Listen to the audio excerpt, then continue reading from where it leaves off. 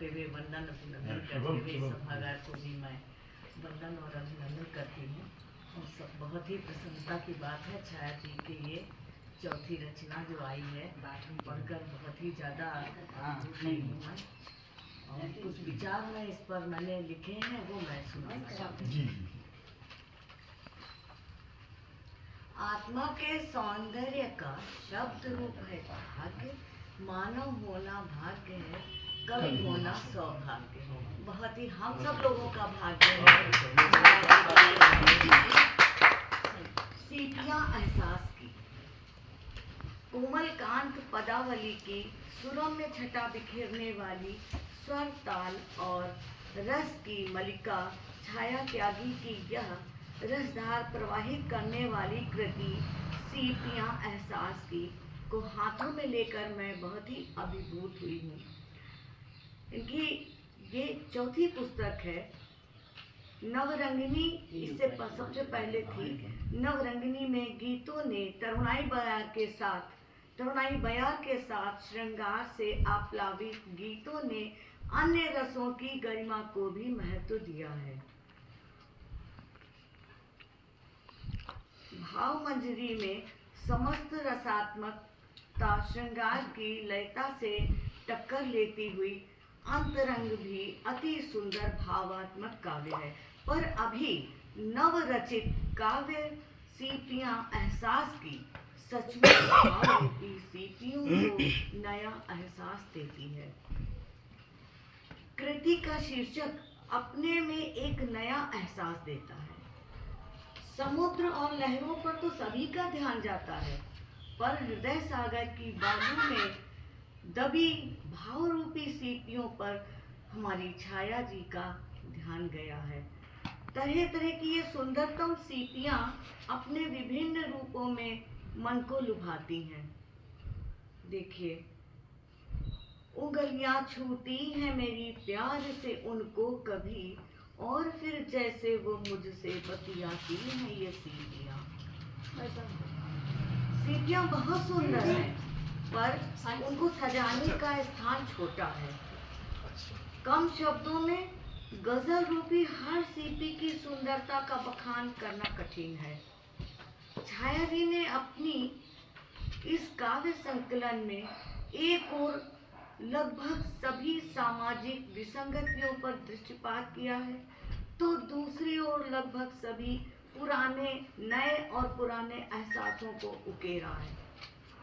अति आधुनिकता और भौतिकता से कवित्री कहीं थोड़ी व्यथित है।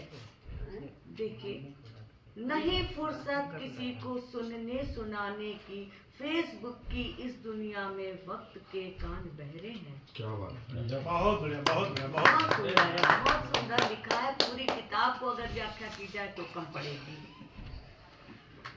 आदमी कितना मक्कार और धोखेबाज है, इसके लिए वह अपनी पहचान भी बदलता रहता है। देखिए जरा सा, केवल एक मुखौटा बदल असली चेहरा छिपा रहे हैं। आजकल की व्यस्तताओं में हम छोटी छोटी खुशियां खोते जा रहे हैं। सखी, सहेली, तीज, त्योहार का आनंद हम भूलते जा रहे हैं।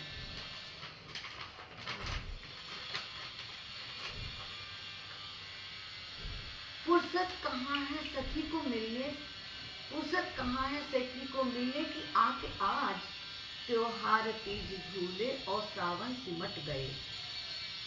एक और आतिथ्य सिमट गया, पाहुन सिमट गए। आज की दुनिया में, ये मैं अपनी तरफ से बोल रही हूँ कि आज की दुनिया में हर जो बातें हमारे लाभ की हैं वो सब सिमटती चली जा रही, सब पुरानी मान्यताएं सिमटती चली जा रही हैं। उसी को लेकर छाया जी ने बहुत अच्छी गज़ल पढ़ी है, लिखी है। आज मोबाइल का ज़माना है, अब चिट्ठी नहीं आती, पर छाया जी के मन की कसक इन पंक्तियों में देखने को मिलती है।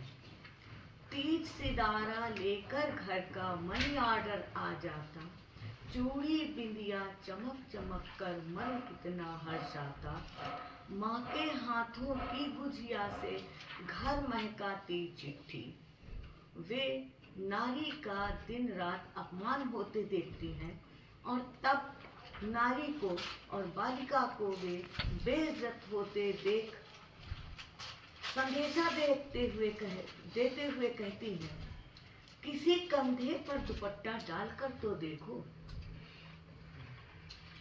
लेकिन नारी की बेअदबी को भी माफ नहीं कर पाती हैं। झीने से वस्त्र हैं, उघड़ा ये बदन क्यों है, हमारे गांव का ऐसा अब चलन क्यों है। क्या बात। एहसासों का अंत नहीं है। इस सामाजिक विडंबना और दर्द की सच्चाई देखिए। अर्थी तेरी और कफन मेरा, कह रहे माँ का उठावन बांटकर। ये दो भाइयों की सच्चाई है। अर्थी तेरी और कफन मेरा रहा, कह रहे माँ का उठावन बांटकर। विडंबना और विसंगतियों का अंत नहीं है। हादसे गुजरे कि अब आवाज है न शोर, मातम मना रहे हैं बस कुछ घर चले हुए। उनकी सीपियों में वरन दार्शनिक और ईश्वर के रहस्य को भी समझा है। बनो तुम गंगा जमुना तो सरस्वती, हम भी बन जाएं, किया पावनता लिए जी, किया कि पावनता लिए जीवन ही गंगा जल जाए। बसे हो तुम मेरी साधना में, पाया तुम्हें खुद कल्पना में। जैसा कि मैंने पहले भी कहा है, छाया जी के विभिन्न एहसासों और भावनाओं का अंत नहीं है। मानवता का शोषण, क्रूरता, अति आधुनिकता, सामाजिक अव्यवस्था का एहसास कवित्री की भावनाओं को घेरे हैं, पर कहीं बचपन की खट्टी मीठी यादों और माधुर्य के साथ हृदय पट खोलती चली हैं और सीपियाँ सजाती चली हैं। अंत में समझौता करती हैं, जरा सा तुम बदल जाओ, जरा सा हम बदल जाएं, जरा सा तुम संभल जाओ, जरा सा हम संभल जाएं। कला पक्ष भी सुंदर है। कहीं कहीं पर उर्दू का प्रभाव अच्छा है। आंचलिक शब्दों का प्रयोग है, पर वे सुंदरता को बढ़ाते हैं। फिर भी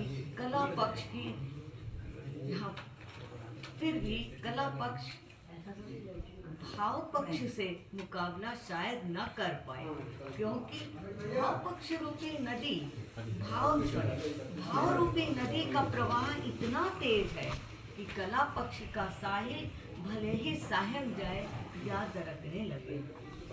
इनका कला पक्ष के मुकाबले भाव पक्ष बहुत ही ऊंचा है। लेकिन मैं अंत में यही कहूँगी कि सीपियाँ एहसास की कृति साहित्य की अमूल धरोहर है। पाठक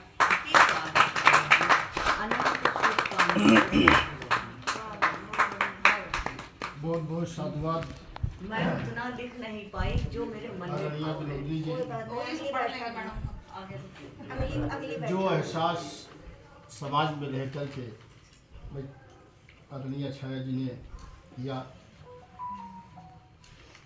उसी को भाव दिए हैं अपनी पुस्तक में। और कितनी अच्छी बात कही कि माँ की जब उठावनी होती है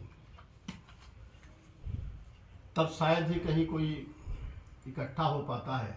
हम तो कहते हैं उठावनी में पूरा परिवार इकट्ठा ना हो, लेकिन जब बंटवारा होता है और कोई संपत्ति मिलने की होती है तो निश्चित रूप से पूरा परिवार उपस्थित हो जाता है। ऐसी नहीं है, स्थितियां हैं हमारे समाज की, विसंगतियां हैं, समय समय पर क्षण क्षण पर विसंगतियां देखने को मिलती हैं।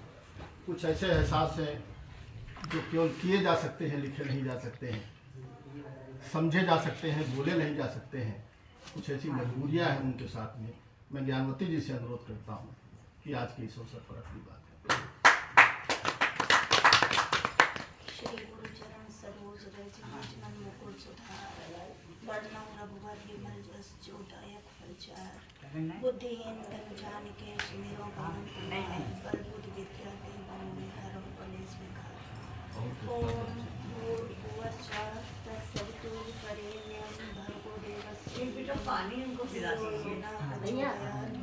ओम त्र्यंबकं यजामहे सुगन्धिं पुष्टिवर्धनम् उर्वारुकं वन्दनान् मृत्युर्मोक्षीयमामृतात्। ओम असतो मा सद्गमय तमसो मा ज्योतिर्गमय मृत्युर्मामृतं गमय। ओम